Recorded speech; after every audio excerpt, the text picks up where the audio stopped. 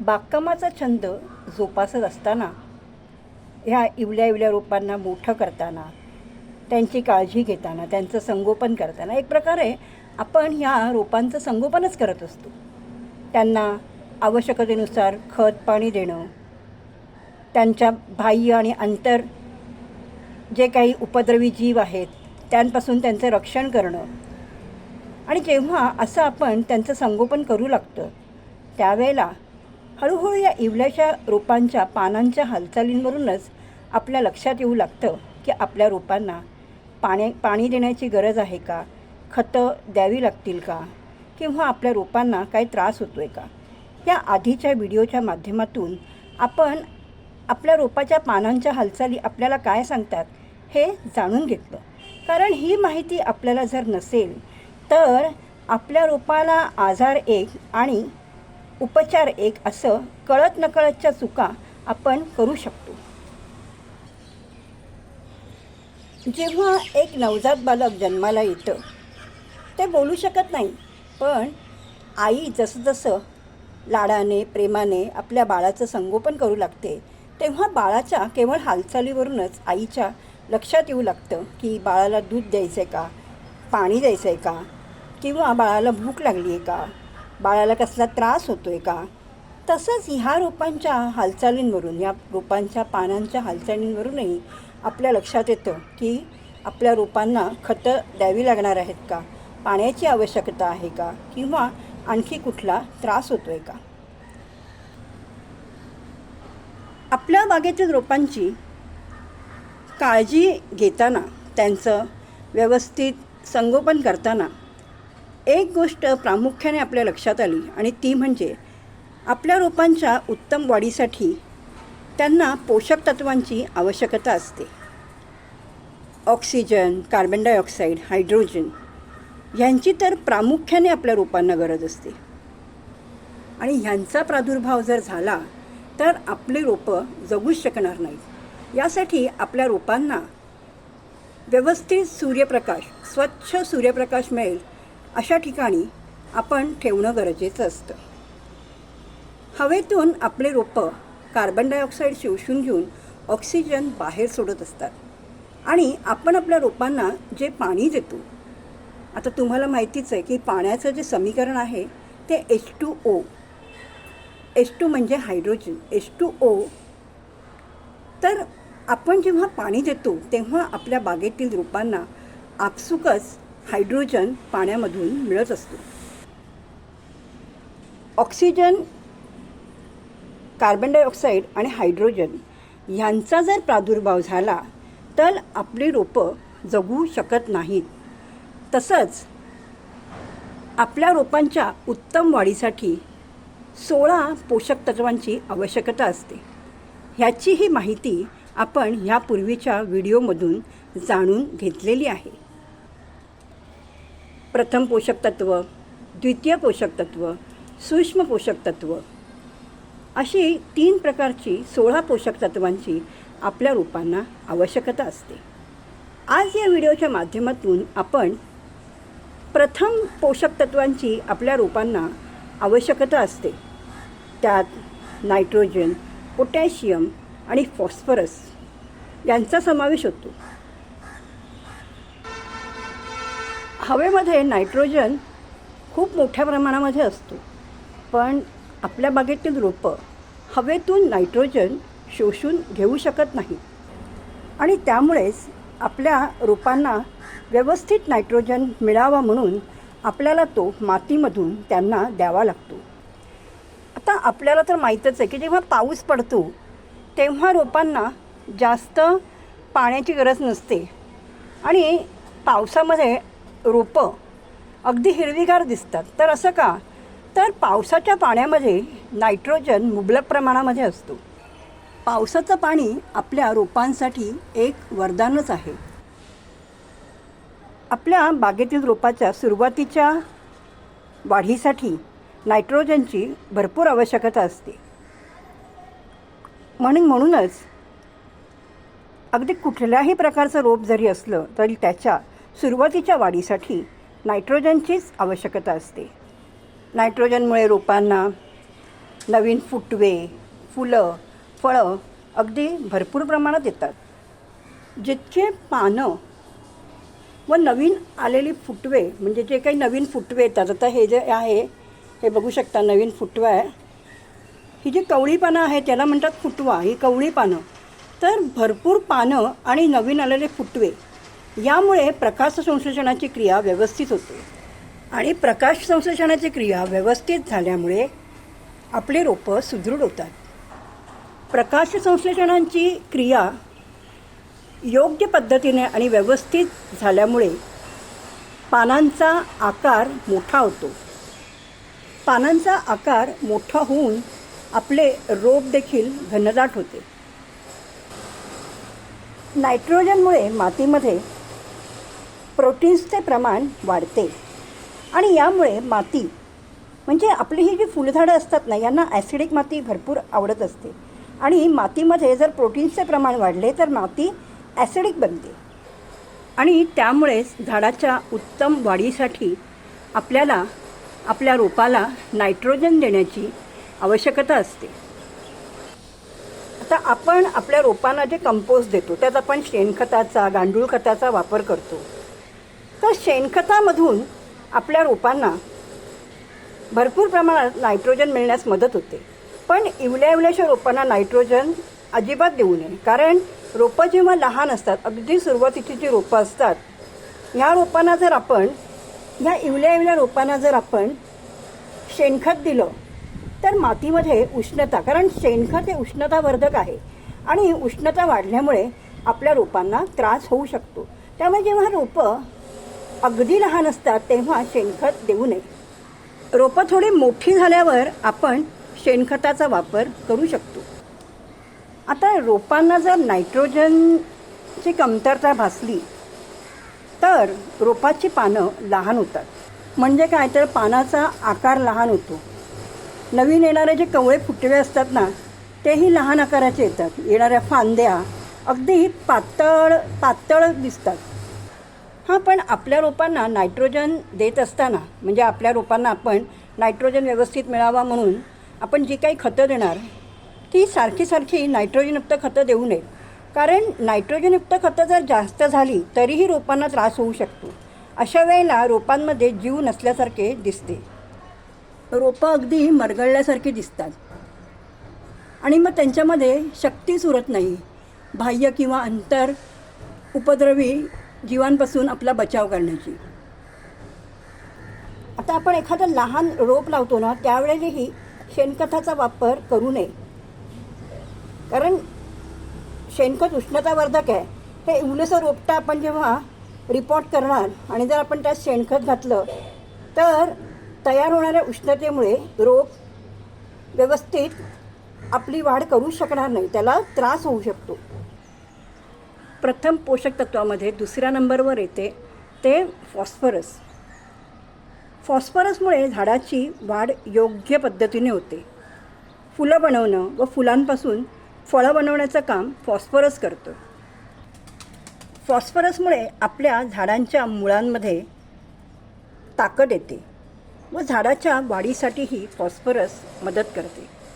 पण फॉस्फरसच्या कमतरतेमुळे मुळांमध्ये, फांद्यांमध्ये जीव राहत नाही, त्यांची वाढ हळूहळू होते. काही वेळेला जर फॉस्फरसची कमतरता भासली तर रोपाची वाढसुद्धा थांबू शकते. फॉस्फरसची जर कमतरता भासली तर आपलं जे रोप आहे ते त्याच्या वयापेक्षासुद्धा लहान दिसतं.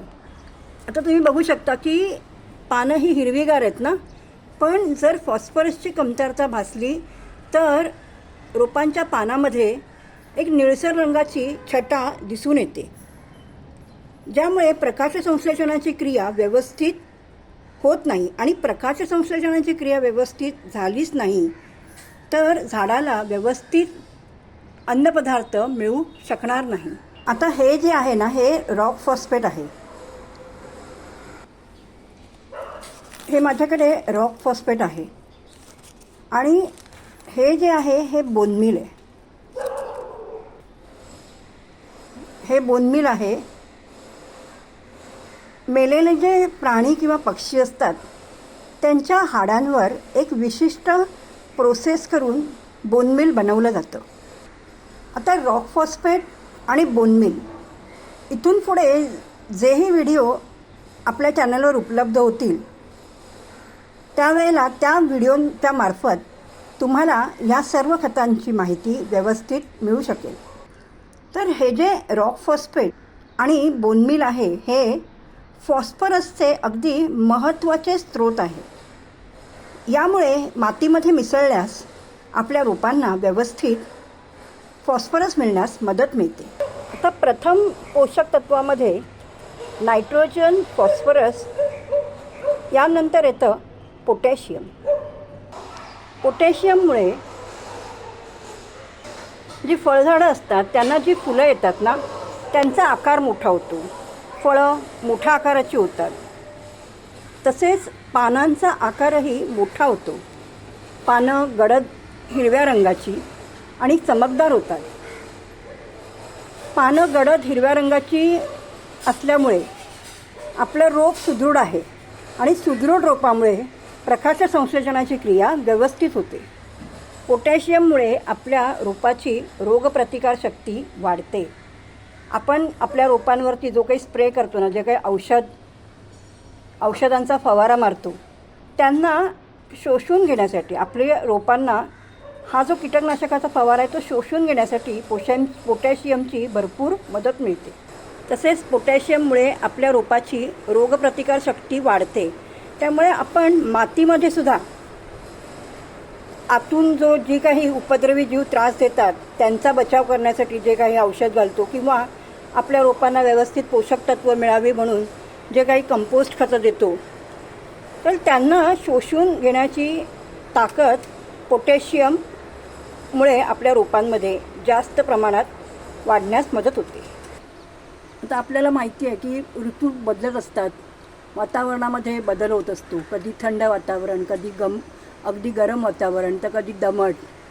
तर ह्या वातावरणांना सहन करण्याची शक्तीही पोटॅशियममुळे आपल्या रोपांना मिळते.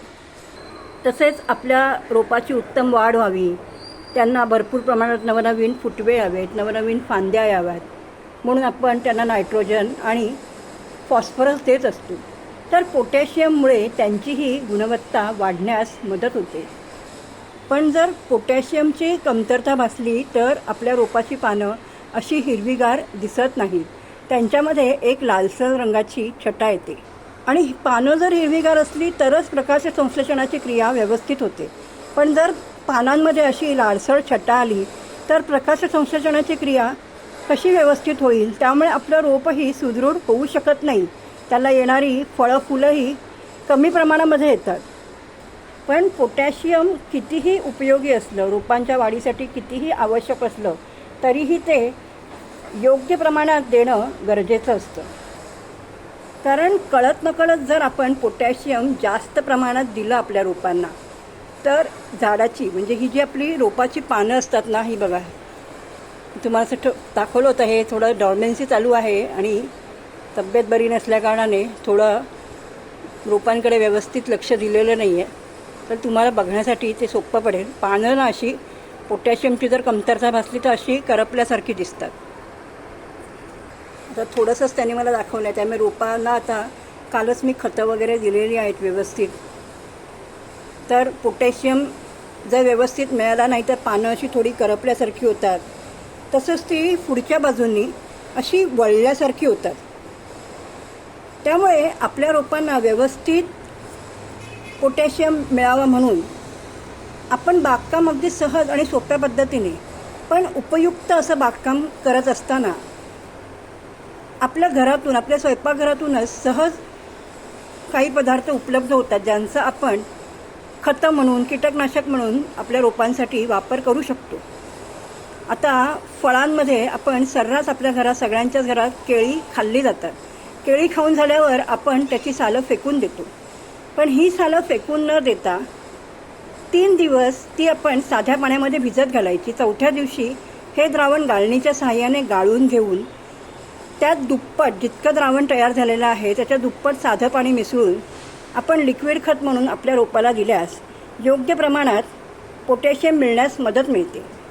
ह्या लिक्विड खताचा वापर स्प्रे म्हणून करायचा नाही. केळीच्या सालीच्या लिक्विड खताचा फवारा अजिबात रोपांवर मारायचा नाही. यामुळे आपल्या रोपाच्या पानांमध्ये असणारी जी सूक्ष्म छिद्र असतात, जी सूक्ष्म रंध्र असतात, ती बुजून जाऊ शकतात. आणि जर ती बुजली तर आपल्या रोपांना प्रकाश संश्लेषणाची क्रिया व्यवस्थित करण्यास अडथळा येऊ शकतो. तुम्ही बघू शकता इथे माझ्याकडे ही राख आहे.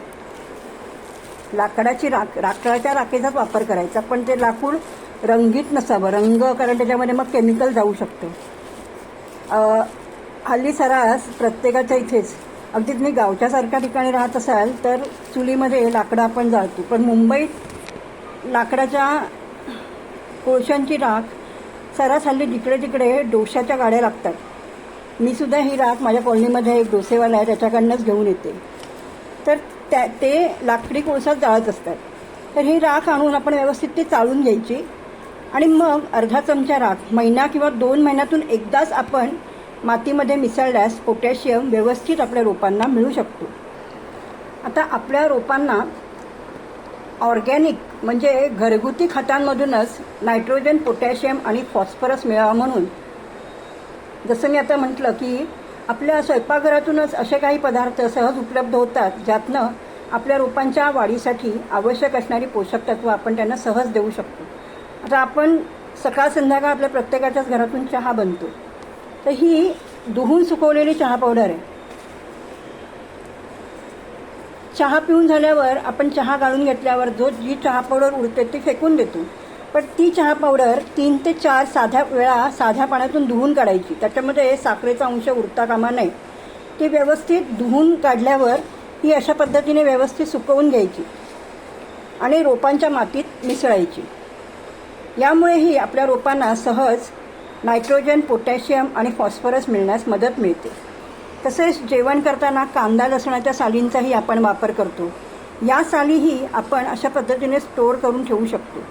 कांदा लसणाच्या सालींचे लिक्विड खत तसंच एक उत्तम कीटकनाशक म्हणूनही आपण वापर करू शकतो.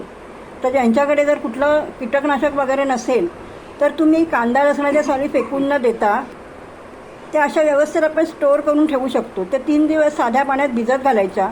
4थ्या दिवशी हे पाणी नीट व्यवस्थित गाळून घ्यायचं. आता जर आपल्याला कीटकनाशक म्हणून त्याचा वापर करायचा असेल तर जितकं द्रावण तयार झालेलं आहे त्याच्यात चौपट साधं पाणी मिसळायचं. कारण हे जे द्रावण तयार होतं त्याला कांदा लसणाच्या सालींचा एक उग्र वास येत असतो. आता ह्या उग्र वासामुळे वातावरणातील उपद्रवी जीव आपल्या रोपांच्या आसपास भटकत नाही. तर हे उत्तम कीटकनाशक म्हणून वापरता येतं. तसंच एक बेस्ट NPK नायट्रोजन, पोटॅशियम आणि फॉस्फरस आपल्या रोपांना मिळावं म्हणून आपण कांदा लसणाच्या सालींचा लिक्विड खत म्हणून वापर करू शकतो. तर सहज किचनमधूनच आपण असे बरेचसे पदार्थ साठवून ठेवू शकतो ज्यामुळे आपल्या रोपांना व्यवस्थित NPK मिळू शकेल. आता तुम्ही जर केमिकल खतं वापरण्यामध्ये इंटरेस्टेड असाल, हे माझ्याकडे NPK आहे, केमिकल NPK आहे 19-19-19.